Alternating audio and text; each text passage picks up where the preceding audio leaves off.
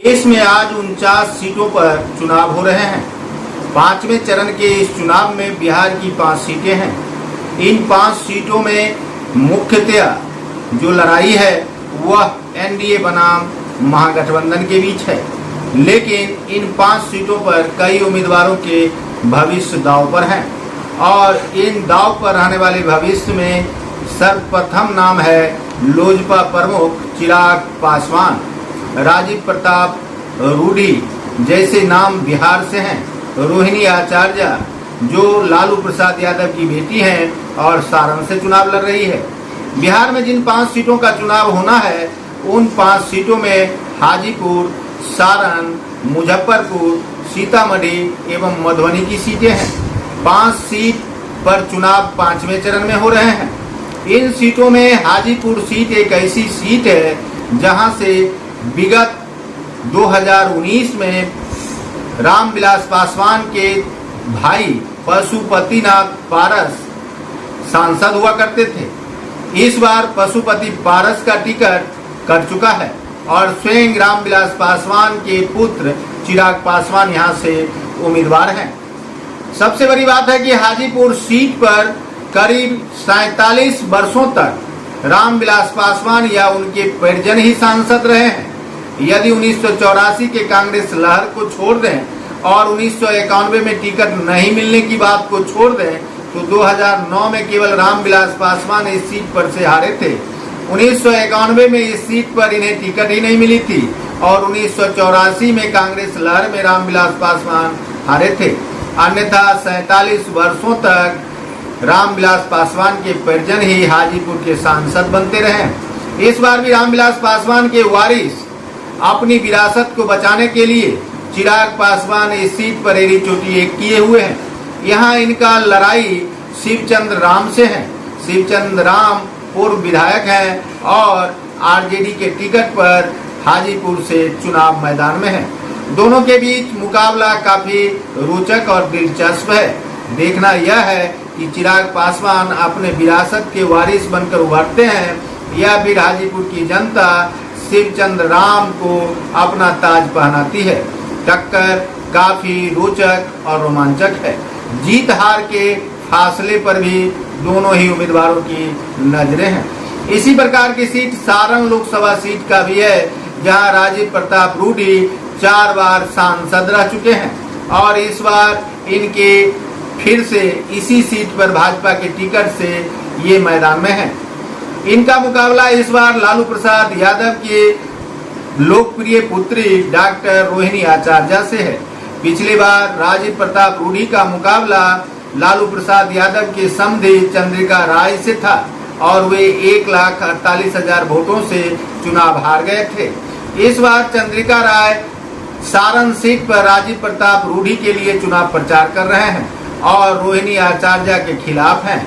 ऐसी स्थिति में सारण की सीट भी काफी कम अंतर से जीत हार में बदलेगा और रोहिणी आचार्य एवं राजीव प्रताप रूडी के बीच का यह मुकाबला देश स्तर पर चर्चा में इसलिए है क्योंकि लालू प्रसाद की पुत्री डॉक्टर रोहिणी आचार्य ने लालू प्रसाद यादव को अपनी एक किडनी देकर जान बचाई थी और विदेशों से लेकर देश भर में इस पिता पुत्री की चर्चा सरेआम हो रही थी। रोहिणी आचार्य महिलाओं के दिलों में है। ऐसी स्थिति में सारण का चुनाव परिणाम यह साबित करेगा कि आखिर त्याग करने वाली बेटी जीतती है या फिर हारती है। राजीव प्रताप रूडी पूर्व में मंत्री रह चुके हैं और इस सारण लोकसभा सीट से 4 बार सांसद भी रह चुके हैं। लगातार तीसरी बार सांसद यदि वे बनते हैं तो हैट्रिक होगा उनका। इसी प्रकार की सीट मुजफ्फरपुर की सीट है। मुजफ्फरपुर की सीट पर दोनों उम्मीदवार तो पुराने हैं लेकिन दोनों का दल नया नया है। पिछली बार राजभूषण चौधरी वीआईपी के टिकट पर चुनाव लड़े थे और उन्हें 4.5 लाख मतों से पराजय का सामना करना पड़ा था। इस बार राजभूषण चौधरी भाजपा के टिकट पर चुनाव मैदान में हैं, जबकि पिछली बार अजय निषाद भाजपा के टिकट पर चुनाव मैदान में थे। इस बार वे दल बदल कर कांग्रेस के टिकट से चुनाव मैदान में हैं। पिछली बार अजय निषाद को 6,66,878 वोट मिले थे और डॉक्टर राजभूषण चौधरी को 2,56,890 वोट मिले थे। जीत का अंतर 4,09,988 वोट का था। इस बार दोनों उम्मीदवारों ने अपना दल बदल लिया है और इस दल बदल के कारण लोकसभा क्षेत्र में मुजफ्फरपुर की जनता क्या निर्णय लेती है यह तो आज ही पता चलेगा और इसका परिणाम 4 जून को निकलेगा। बताते चलें कि लोगों को यह अंदेशा है कि अजय निषाद भाजपा के वोट में सेंधमारी कर लेंगे और यदि सेंधमारी हो जाती है तो अजय निषाद भारी पड़ेंगे। यदि यह सेंधमारी नहीं हो पाती है तो डॉक्टर राजभूषण चौधरी का जीतना तय माना जा रहा है। समस्तीपुर के बाद मुजफ्फरपुर की यह सीट इतनी रोचक और रोमांचक स्थिति में है कि लोग समस्तीपुर से जाकर मुजफ्फरपुर में चुनाव प्रचार कर रहे हैं डॉक्टर राजभूषण चौधरी के पक्ष में। क्योंकि डॉक्टर राजभूषण चौधरी का क्लिनिक रोसड़ा अनुमंडल क्षेत्र में है और रोसड़ा अनुमंडल क्षेत्र में डॉक्टर राजभूषण चौधरी अपनी चिकित्सा प्रणाली से काफी लोकप्रिय हैं। ऐसी स्थिति में मुजफ्फरपुर की जनता इन्हें अपना आशीर्वाद देकर इस लोकप्रियता को कायम रख पाती है या फिर नहीं।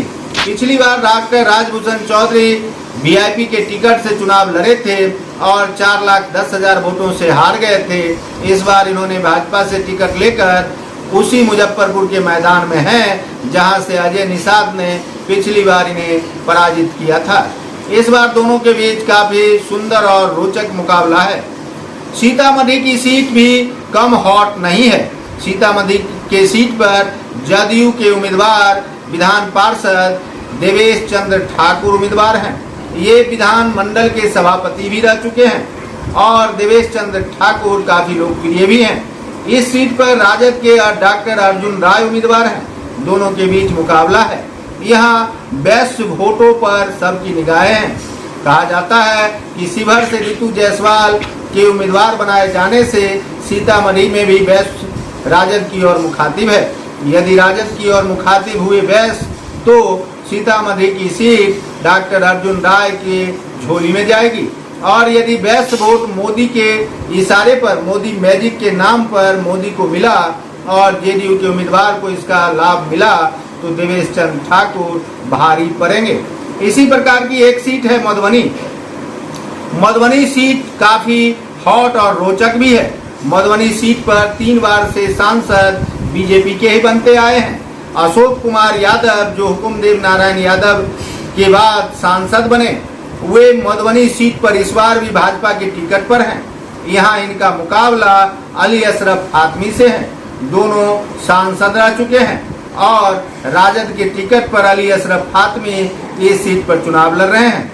एमवाई समीकरण यदि यहाँ बरकरार रहा तो अली अशरफ फातमी भारी पड़ेंगे, लेकिन लोगों का मानना है कि अशोक कुमार यादव जाति के हैं, इसलिए यहाँ लालू प्रसाद यादव अर्थात राजद के कोर वोटर प्रभावित होंगे और यादव जाति के उम्मीदवारों को वोट करेंगे। ऐसी स्थिति में अली अशरफ फातमी हल्के पर जाएंगे। कारण जो भी हो, लेकिन पिछले चुनाव में इस सीट पर काफी जबरदस्त मार्जिन था। 4,54,940 वोटों से बद्री प्रसाद पूर्वे चुनाव हारे थे। वे वीआईपी से उम्मीदवार थे और यही अशोक कुमार यादव ने उन्हें पराजित किया था। इस अंतर को पाटना अली अशरफ फातमी के लिए मुश्किल नहीं तो आसान भी नहीं है। मधुबनी सीट इसलिए भी हॉट है क्योंकि हुकुमदेव नारायण यादव भाजपा के दिग्गज राजनेताओं में से एक हैं और अशोक कुमार यादव को उन्होंने अपना वारिस बना रखा है। ऐसी स्थिति में मधुबनी की जनता इस बार एक बार फिर से भाजपा को जिताती है या भाजपा से यह सीट छीनकर अली अशरफ फातमी को अर्थात राजद को देती है। इस प्रकार से 5 सीटों पर मुकाबला तो आमने सामने है, लेकिन रिजल्ट 3 सीटों पर अभी से ही दिख रहा है।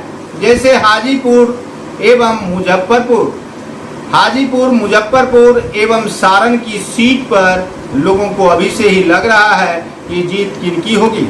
इसके अलावा मधुबनी एवं सीतामढ़ी के सीट पर मतदाताओं के उलटफेर के कारण चुनाव परिणाम प्रभावित हो सकते हैं। इन 5 सीटों पर जो चुनाव हो रहे हैं उनमें वर्तमान में एनडीए गठबंधन के ही सांसद है, क्योंकि हाजीपुर से पशुपतिनाथ पारस थे और इस बार वे एनडीए को ही सपोर्ट कर रहे हैं।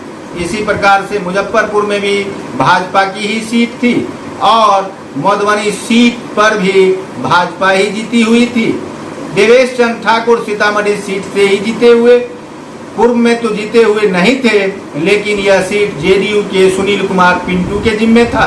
इसी प्रकार से सारण सीट राजीव प्रताप रूडी की थी, अर्थात पांचवें चरण की पांचों सीट राजग गठबंधन के जिम्मे ही थी। यदि इस सीटों में से एक दो सीट भी हेराफेरी होती है और रिजल्ट बदलते हैं तो इसका सीधा लाभ महागठबंधन को मिलेगा। देखते रहिए संजीवनी बिहार और पाते रहिए नई नई जानकारियां। हम हैं संजीव कुमार सिंह और आप देख रहे हैं संजीवनी बिहार।